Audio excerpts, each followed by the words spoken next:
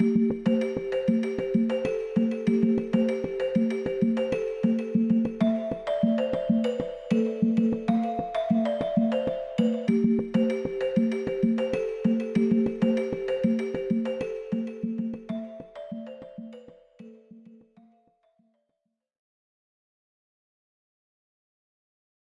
naweza sema ni kusahaulika. Coach ilikuwa imesahaulika. Ndio sababu ina make it more even special to me, unaona. Most of the youth sema wako idle sababu wa get informed. Yani vitu mob sana wana lack ni ile empowerment, unaona bado. Tumezaliwa watoto 6, mimi nikiwa wa pili. Nimesomea kufikia darasa la 6 na nikaacha kwa matatizo ya school fees. Mwisho wake nikapata mimba, nikaja nikajitegemea mwenyewe na mtoto kufanya vibarua. There was a culture. Nobody could understand that women can give something positive to the community. Since they were marginalized, even in community forums, they could not participate. They could not speak their voice in front of men. This is how the youth go into crime. You find that in their neighborhood, the youth who are already engaging in crime have a lot of goodies to pass around. They are living a better life. They are like the role models. They are respected and feared at the same time. The community within which Moving the Goalpost works has one of the highest poverty indexes. We are in an environment where there's lack of access to economic empowerment. There is definitely lack of access to education, one of the highest rates of dropout from school. Our beneficiaries, most of them are young women. These young women, they are very happy and optimistic to do anything that will assist them move a step forward economically.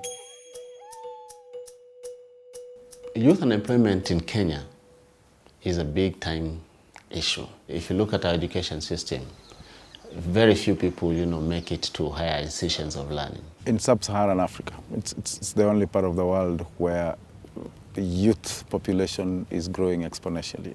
In fact, we are calling it the youth bulge. A good example is Kenya, where every year more than 1 million young people get into the job market. But actually, the young people who actually get decent jobs are less than 200,000. It means basically that every year we are churning up 800,000 young men into the job market, and they don't have opportunities for employment. You'll find that most of these people are idle. And idle minds, you can see, are dangerous minds. The sort of crime you find around here, carjackings and armed robbery, is very common because they have access to arms and they are surrounded by better or more affluent neighborhoods. Walikuwa wengi ni kama maboy 7, lakini hii area ni 4. Mmoja alikuwa amelala hapa kwa ukuta, kulikuwa na ukuta hapa amelalia. Hii within tu maboy 10 washaimadiwa hapa hivi. If you go to the rural areas, this is even worse. These the areas that are really, hard hit. The number of unemployed youth keeps on increasing year in, year out. And as a country, we have not been able to absorb all these youth or provide alternative ways of engaging them. And that's why the youth agenda is a priority one for Kenya. What we are doing as the Youth Entrepreneurship Facility is to try and address this phenomenon. We are supporting young people to create jobs through starting businesses or expanding businesses that they are already in. The government may have the ideas, but it may not have the capacity sometimes to implement some of these, activities to satisfaction. And that's why the involvement of organizations like us and the other private sectors players is really critical. We cannot leave everything to the government. No, it cannot. It will not work. Ushirikiano is a community-based organization that started in 2010. When we came to train mostly women with limited or no formal education to construct rocket stoves and fireplace cookers for economic sustainability. Uwezo awareness, it was an idea that I started in 2007, and the point of Uwezo was to bridge the gaps. So I've created my model around a resource center where youth can come and they get training, they get access to whatever they need in terms of building capacity for them to realize their dreams. Moving the Goalpost is a sports for development organization.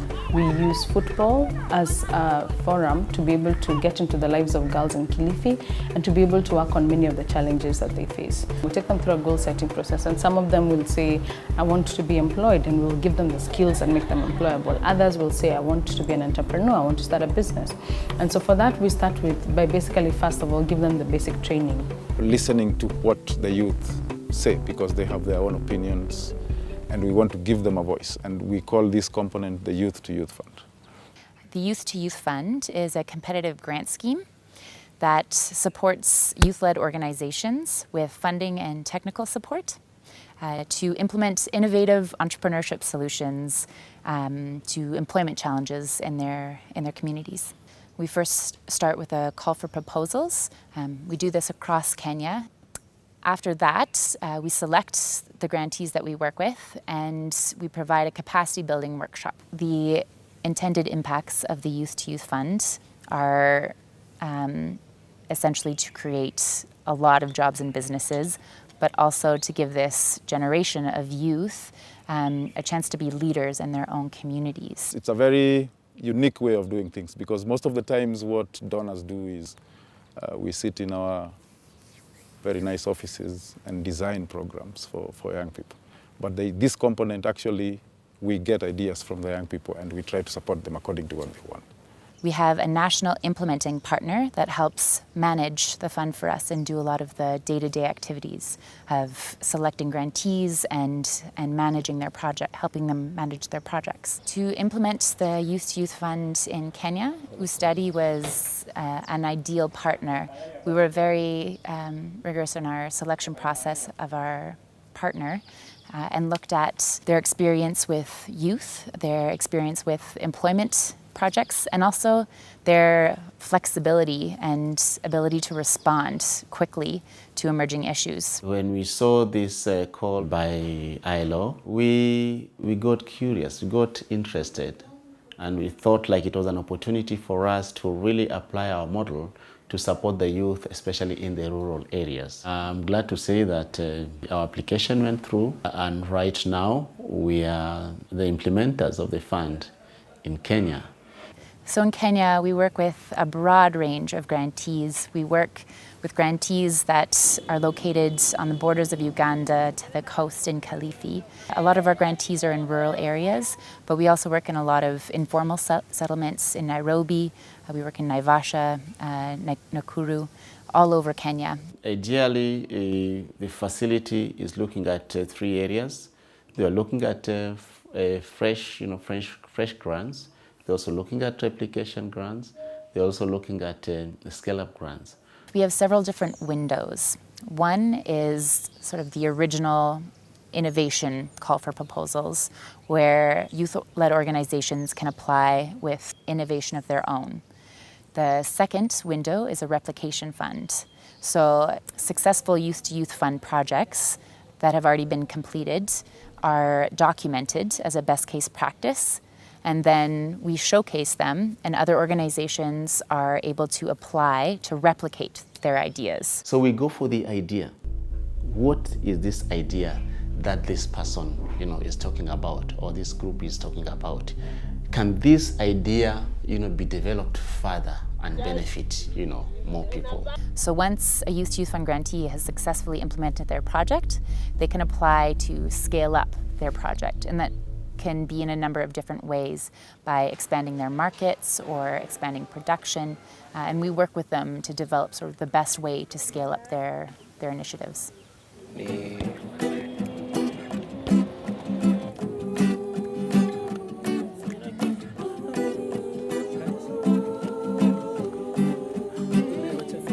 At the end of the day, whether it's in Busia or it's at the coast, the youth are the youth. So it has to be real, it has to be practical, and it has to make sense to them, for them to fully be engaged. Can they relate with what you're doing with them? Is it part of their life? Is it adding value? I've really appreciated working with the Youth to Youth Fund and connecting with youth across Kenya and seeing the innovation and the enthusiasm that they have to work in their communities. It's not just about entrepreneurship for so many of our beneficiaries, it's about making social change as well. I spent the day with individuals from Korogocho who are working really hard to change the image and bring peace and stability to the area. I've also spent time with women in Western Kenya who earn 800 shillings making gravel by hand in quarries, and seeing the impact that it makes being able to earn a decent living and doing it through green jobs. The Youth Fund also supports organizations to turn gender norms on their heads and engage women through soccer, which is normally a sport played by men.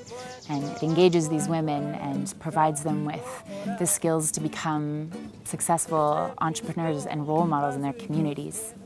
A lot of people don't believe that entrepreneurship pays, They think it's for the lowly people, for the people who have no education, but this is not the case. It's about seeking opportunities, seizing them, and making money out of them. It's creating employment out of that.